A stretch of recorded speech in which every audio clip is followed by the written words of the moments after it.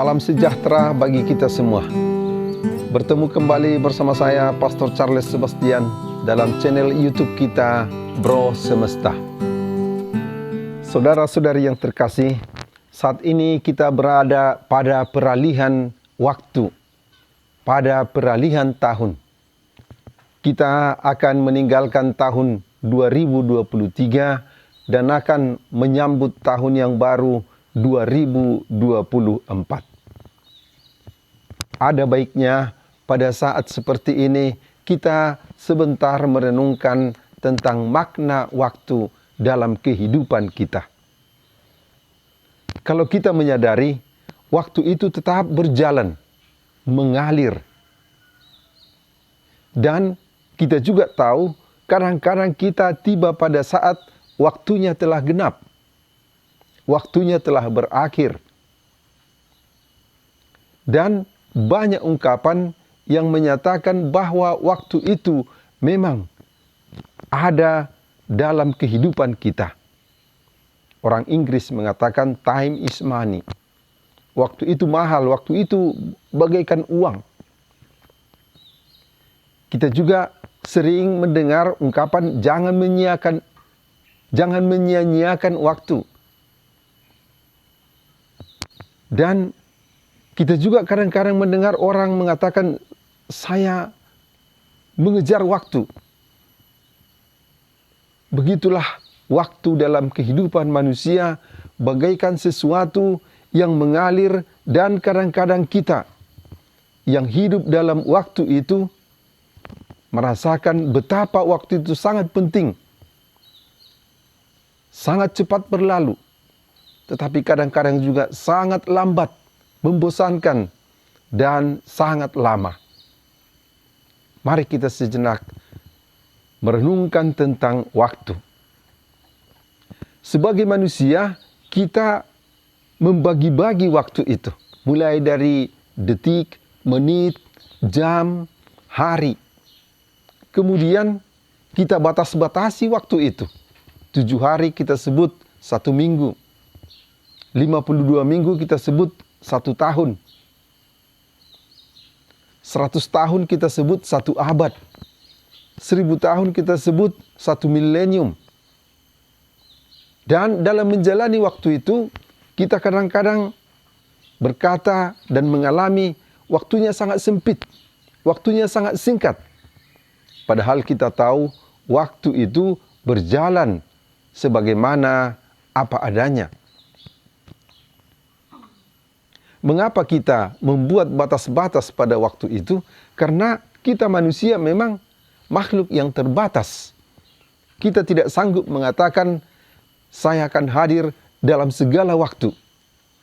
Sama seperti pengalaman kita dalam ruang. Kita tidak bisa hadir dalam 2 tempat sekaligus atau bilokasi. Kita terbatas. Kita hanya bisa hadir pada 1 tempat. Misalnya di rumah, atau di jalan raya, atau di pantai, dan seterusnya.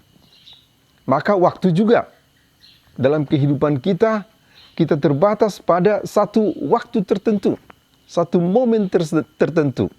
Misalnya jam 10 pagi atau jam 12 tengah malam kita hadir. Maka kita yang terbatas ini membagi-bagi, membatas-batasi waktu dan tempat, karena itulah yang sanggup kita jalani atau hidupi. Selanjutnya kita mau merenungkan bagaimana Allah dan waktu. Dalam Wahyu 1 ayat 8 dikatakan bahwa Allah itu adalah Alfa dan Omega. Dia awal dan akhir. Dia adalah keabadian. Maka waktu ada dalam Allah. Allah adalah pemilik waktu. Karena dia tidak berkesudahan. Dan karena itu juga kita akui bahwa dia tak terbatas.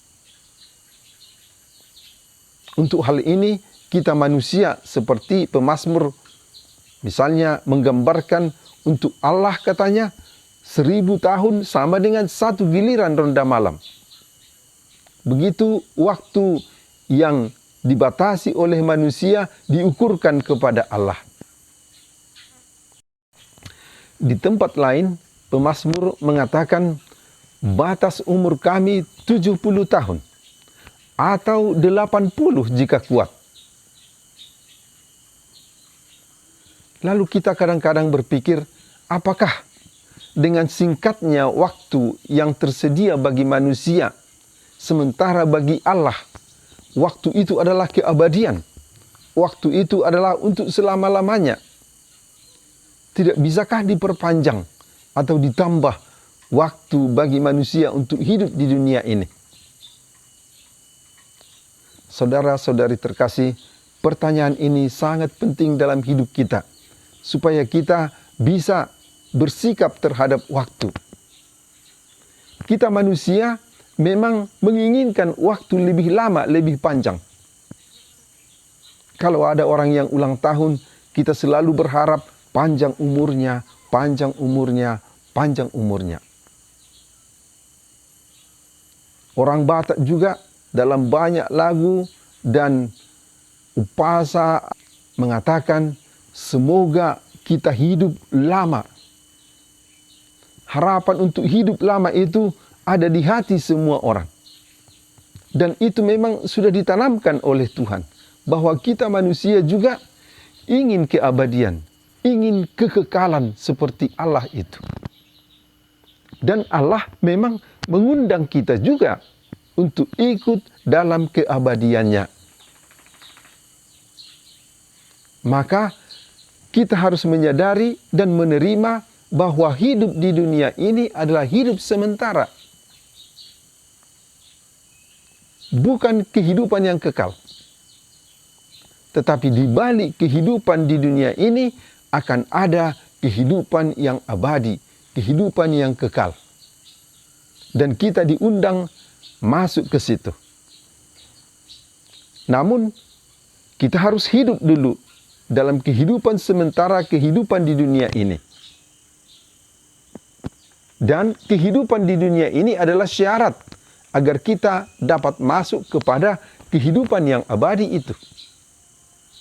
Dan bila kita hidup baik, hidup sesuai dengan kehendak Allah selama hidup kita di dunia ini, kita akan diganjari kehidupan kekal dan akan hidup selama-lamanya seperti Allah yang adalah sang keabadian. Jadi saudara-saudari yang terkasih, betapapun pendek atau panjangnya umur seseorang, yang paling penting bagaimana dia mengisi waktu yang sudah diberikan Tuhan itu agar menjadi jaminan bahwa dia diikut sertakan dalam kehidupan yang kekal. Maka sepanjang hidup kita adalah usaha untuk hidup dengan baik, hidup sesuai dengan firman Tuhan. Itu yang seharusnya kita usahakan selama kehidupan yang diberikan kepada Tuhan. Dan kita bersyukur bahwa kita pernah diberikan kehidupan di dunia ini oleh Tuhan. Kesempatan untuk menghidupi hidup kita menjadi jaminan bahwa kita untuk hidup kekal juga akan dapat berharap dan memperoleh ganjaran yang dijanjikan Tuhan. Saudara-saudari terkasih, saat ini kita sedang berada pada peralihan waktu yang kita sebut tahun, dari tahun 2023 menuju tahun 2024. Untuk ukuran manusia sudah merupakan satu rentang waktu yang sudah cukup lama. Maka sikap kita pada peralihan tahun ini, pertama kita bersyukur kepada Tuhan atas 1 tahun yang telah dianugerahkannya kepada kita. Dengan segala suka duka, seluk-beluknya, mungkin dosa dan kekurangan, dan kita mohon maaf dan mohon ampun pada Tuhan atas segala kealpaan, kekurangan kita selama ini. Yang kedua, kita menyambut satu tahun yang baru dengan semangat, optimisme yang baru, dan janji ingin memperbaiki supaya tahun yang baru ini menjadi satu tahun yang lebih baik lagi. Dan yang ketiga, tentu peralihan tahun seperti ini menjadi kesempatan yang sangat baik bagi kita untuk mengevaluasi diri, mengevaluasi hidup kita. Apa yang sudah saya capai, apa yang sudah saya buat, di mana saya lalai, di mana kekurangan-kekurangan, atau di mana hal-hal yang baik yang sudah saya lakukan selama tahun yang lalu ingin saya lanjutkan, bahkan yang ingin saya tingkatkan ke tahun yang baru ini. Saudara-saudara yang terkasih, hingga di sini permenungan kita kali ini. Selamat menyambut tahun 2024, tahun yang baru dengan semangat yang baru, dengan harapan yang baru, selalu bersama dengan Tuhan dalam kebenaran, dalam damai, sukacita, dan kasih yang berasal daripadanya.